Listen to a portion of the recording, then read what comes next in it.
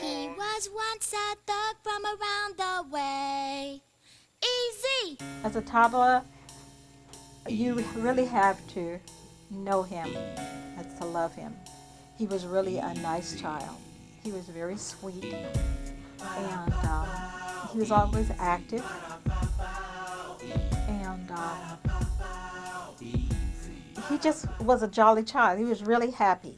Well, you know, one thing, I never really thought that it would go this far, but he always, you know, wanted to do something great. You are now about to witness the strength of street knowledge. We interrupt this concert to bring you a special bulletin. Eazy-E is now a fugitive wanted by the local authorities. Eazy-E, Eazy-E, we have to build this around. There is no escape. I repeat, there is no escape. When you're black out.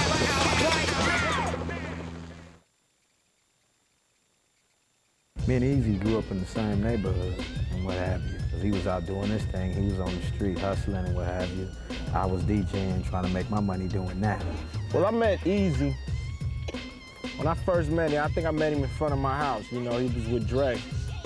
And, you know, Dre used to tell me about all the stuff they did together, you know what I'm saying? The parties and stuff Eazy and Dre used to do, you know, before the Wrecking Crew and stuff. When I first met him, it's like we grew up together, you know what I'm saying? He stayed like right around the corner. And he was like my older brother age, you know what I'm saying? And it's like, he was the man, you know what I'm saying? The neighborhood hustling, you know what I'm saying? He was doing his thing, he was like the man, you know what I'm saying? I actually never heard of him, never knew him, because he wasn't a rapper or anything. He was from a different side of Compton, and I was on this side of Compton. So, you know, I never knew him. Dre knew him because they stayed in the same neighborhood. So Eazy was always a cool little, you know, he would always come around and just be in the background. You know, we knew he had a little paper just by the way he dressed and just his aura, and he wanted to get in the game. I decided to go find a couple of artists to rap, you know, over some of the tracks that I had. And I needed some money to go into the studio. And there was only two people that I knew with that kind of money that would be willing to invest into something that you know, some idea that I had. One was Eazy, the other was Layla. He and I, in the NWA, we go back before music, before the first record was released as an NWA or Eazy thing, anything like that. I knew Dre. Dre stayed down the street with his cousin and them or whatever. He used to be there. And through that relationship, I met Eazy. I called Eazy and Layla over, sprung the idea to him like, yo, let's make a record, let's do a company, the whole, and let's put it together. So Eazy was with it, because Eazy always did music and what have you. We used to make our little tapes in the back of his house and everything. I knew Cube, and I liked the way Cube wrote, so I asked him to write a song. His group was like that. You from LA, we from New York. Ain't nowhere in the world is a LA dude supposed to write New York rappers' rhymes, and it was a big argument. And the song was called Boys in the Hood. So now Dre told Eazy, won't you do it? So it's just me and Eazy sitting in the studio. So I'm like, yo, man, won't you just say these lyrics down over this track, right? And he's like, man, I can't rap, man, I can't do that. I'm like, just do it. Put your glasses on, cut the lights down, let's do it. Eazy was like, I ain't no rapper, so it took him about 3 days to convince him to do it. It took about 3 days for him to actually do it too, because, you know, Eazy wasn't tight as he was, of course. He was kind of loose, real loose. Straight amateur. And we worked with him the whole way through it. Boys in the Hood is what came out. Cruising down the street in my 6'4", jocking the freaks, clocking the dough. Went to the park to get the scoop. Knuckleheads out there, cold shooting some hoops. And what we did was went around and left one record at all the record shops and a card. It was a card to Eazy's pager. Actually, the card wasn't to Eazy's pager. It was to my cousin's house that lived by Cube. So people would call her and order the records, right? It's like, yo, I need a box. So she would page them and say, yo, they need a box over there on Florence. You know what I'm saying? So we shoot over there on Florence, drop the box off, come up like that. The record somehow, you know, just exploded. You know what I'm saying? One of the reasons why it exploded was because of Greg Mack of the K-Day. It was a radio station out here at the time called 1580 K-Day. I thought it was good because I'd heard it before. Actually, they had already been selling it as cassette tapes. So it was all over town in the streets in cassette tapes. So I told him, I said, look, it's a decent song. Why don't you just clean up the lyrics? And then we'll give it a shot. And so Dre and Eazy went back, I think it was like a day or two later. We had a whole different version, but it was a clean version. Put it on the air, and it just blew up. In the meantime, while we were selling the Boys in the Hood records, I was still DJing, you know, making like $50 a week DJing. You know? So when me and Cube used to hook up in the garage and we would practice a routine, a show, what we would do was just take like the hit song that was out at the time and make it dirty. That's what gave us our style, you know, performing at clubs like Dudo's and stuff like that. We would take songs and flip them around like Roxanne, Roxanne. We made it Diane, Diane. And that's what kind of like, you know, snowballed into this gangster rap style, doing little stuff on the side and seeing the people's reaction to it. From there, we got on a tour with Hammer and Salt and Pepper and Heavy D. Exploded from there. So we decided to form the group NWA. Dre told me, he said, well, let's go out and do these shows with my buddy Eric. And I said, all right, no problem. So I met him and stuff. It was cool. And we started doing shows, and then everything else was history. Yo, what you gotta do? Got to get stupid. Got to get stupid. Got to get Right. Oh! What you gotta do, eh? stupid. Got to get Right.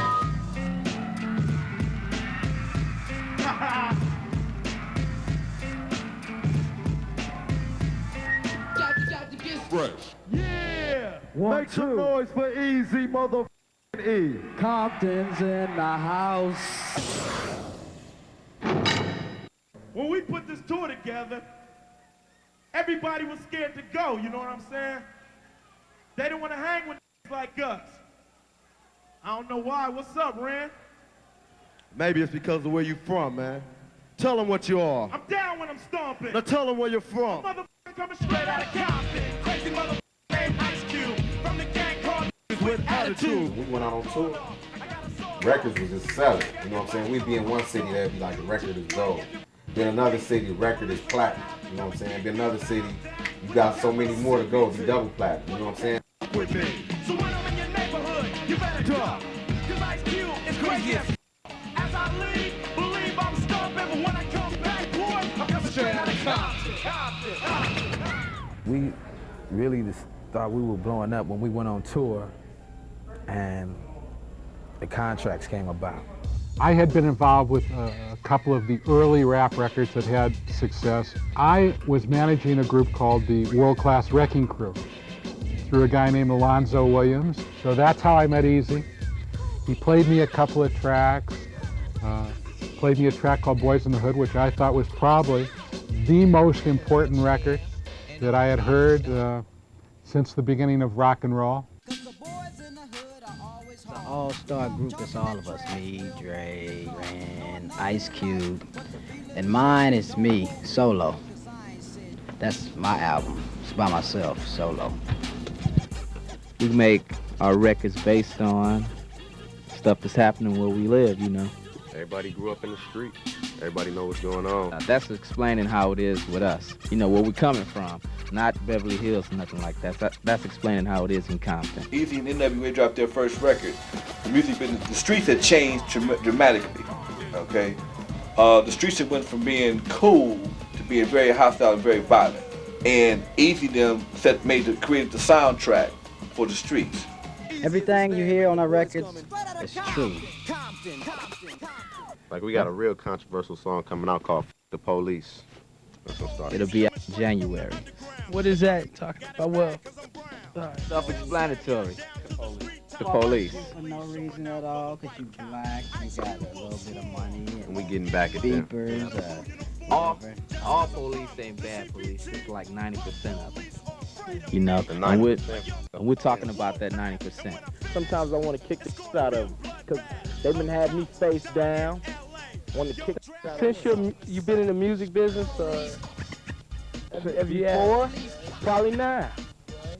This letter had come in from the FBI, and I was asked to deal with it, handle it, or whatever. And at the time, this was the first time we'd ever really seen, you know, the federal government or a police organization or whatever go after a rap group that we know of and come out and actually take credit for it. The federal government is not supposed to intimidate, suppress, or in any manner stop the dissemination of constitutionally protected material. And if anything ever was in the history of rap music constitutionally protected, it had to have been the song "The Police." I later asked Eric about it, and he just thought it was hysterical. He thought this stuff was like funny. I think he was amused that people thought it was so important what he did and what he thought. I think that amused him. He was terribly amused. He had dinner with the president. He just thought it was the most funny thing in the world that he got to have dinner with the president. No, I wouldn't know I was having lunch with Bush. It was that I'm on these things called Athletes and Entertainers for Kids, Make-A-Wish Foundation. I give a lot of donations to different organizations. So what they did is they picked my name off for giving donations, and they sent me an invitation to come down there. An invitation said, we want to invite you to the Republicans' party. I'm not no Republican, you know. So I went down there. When we went down there, as soon as I got off the plane, you had CBS, CNN, and all these people were like Eazy-E, gang member, drug dealer, and all this. You know, comes down here to the president's luncheon and all that, you know. And they just blew it up. Basically, what I did is I paid $1,500 for $1 million worth of press. Above all, Eazy was the consummate businessman. He understood power, he understood marketing, he understood control. He was very Machiavellian. You know, for Ruthless, in the early days, Ice Cube verbalized, Dre musicalized, Eazy conceptualized, and I financialized, and that's what Ruthless was. If anyone thinks that someone beside Eazy-E ran that company, then it was someone that really didn't know Eazy-E. I learned a lot from Eazy-E. I learned a lot about business. I learned a lot about, you know, you don't have to transform yourself to be a good businessman. You don't have to put on three-piece suits. And you can just kind of like be yourself. You could be young, hungry, and successful, you know, and I mean, that's what I learned from him, you know, and I still use some of the things that I learned from his business, you know, practices to this day. Eazy had a concept, or the concept evolved at Ruthless, which I thought was a terrific concept. We took all the best people, they worked on a record, we finished the record, we put the record out, and we started on the next record. So we did Straight Outta Compton, we did Eazy Does It. When we're done with that, we did Michelet's record, we did DOC's record. So you had the single most talented person in the history of rap music, Andre Young, doing the producing. And you know, we had all the best guys doing the writing, Doc and Cube and Eazy. And I'll tell you something, only later on, after Dre left, did we get away from those principles that made us so successful. We met back in 1990 originally. Just based off an image, I thought he would be kind of disrespectful and not really have too much to talk about, and that we wouldn't have anything in common. And I was impressed in terms of he did have stuff to talk about. He was more soft-spoken and was a lot different than what I expected. He was the opposite. Eazy was like a child himself when he was around the children. And it was really neat to see how his eyes would light up and to see his compassion and his tenderness when he was working with a child who perhaps was catastrophically ill, or another child who was homeless or abandoned, and the interaction. The thing that struck me was that he obviously did this because he really loved doing it. I think that was one of the things that I admired most, is that he was really interested in doing it because he wanted to. The biggest thing that people thought about Eazy-E was they thought he was just rough, tough, you know, didn't care about nothing. He probably was one of the nicest people you ever would have known if you known him for real. Not as easy, but as Aaron Wright. He has this hard image to uphold, but in terms of that, there's two sides to everybody. There's good and bad, there's hard and soft. So he was a well-rounded person. It wasn't just this hardcore, I don't give a F about anything. It was, you know, as a person. A hardcore rapper who celebrates sex, crime, and violence in his music is in a hospital tonight with AIDS. He says he has no idea how he got the fatal disease. You know, like a month and a half before he got sick, and I'm kind of thinking New York is where he got sick because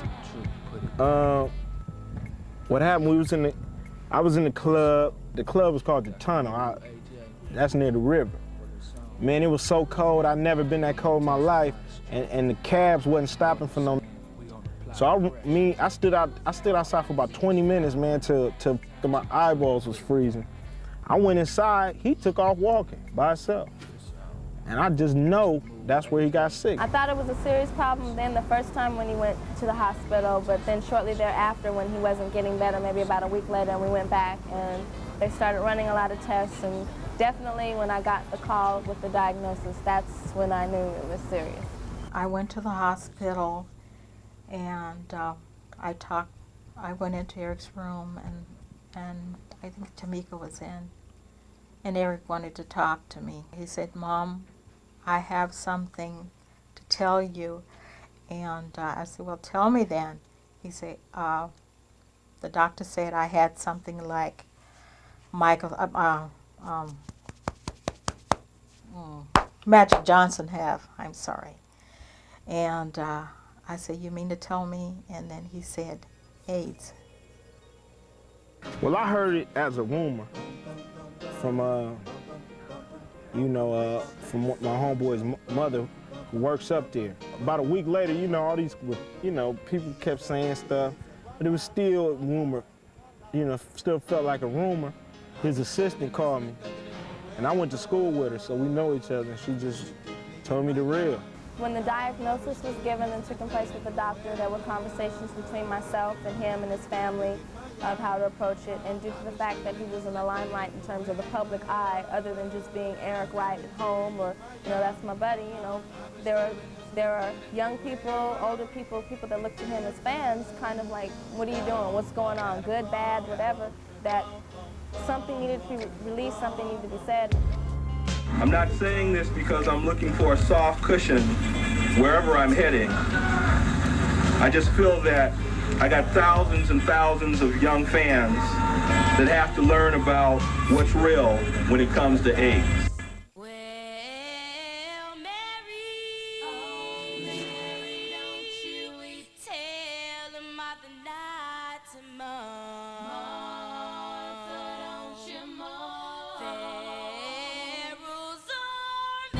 I think Eazy's death changed not only me, but so many people in the community, black community, whatever community, in the ghetto rather, about AIDS, and letting you know that not just the people way up here can get it, but the people down in the streets can also get it.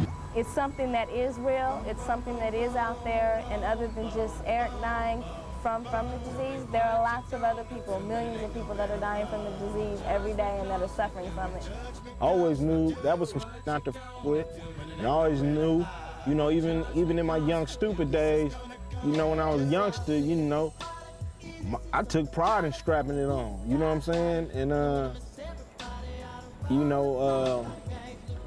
Eazy-E was a little more freer with himself than that, you know what I'm saying? He said live it to the fullest, and that's what he did, so I couldn't really shed no tears for Eazy-E because he's that's he done lived life to the fullest, you know what I'm saying? He's done been on the bottom all the way up to the top. You know, he lived it how he wanted to. This year is its 10th year anniversary, and letting people know what the company stood for, bringing it in a more positive light to show that it was more than a glorified production company, that it was a label that it broke and made its mark as a gangster rap label, but it's a bona fide label that had R&B, that had other rap acts, that is here to service. It is still that open door opportunity for a lot of urban people and young people that want to get into the industry. It's here. It's been here 10 years. It's a life. It was an idea, and it's a dream that came true, and it's still living, and it's still alive. He put some life back into the rap game, you know what I'm saying, when he came through the police all the way to putting us in the game, you know what I'm saying. He kept the eras going about the game. It ain't easy, it's work. He taught us how to handle the work, you know what I'm saying, how to watch out for the shystiness and just how to be humble. It's plain and simple. If Eazy-E, you know what I'm saying, wouldn't have been there for us, we wouldn't be here right now. You know what I'm saying, he gave us our chance, you know what I'm saying. Just like we been saying, he gave us our walking shoes, we ran with him. You know what I'm saying, point blank. Much love, Eazy-E, rest in peace.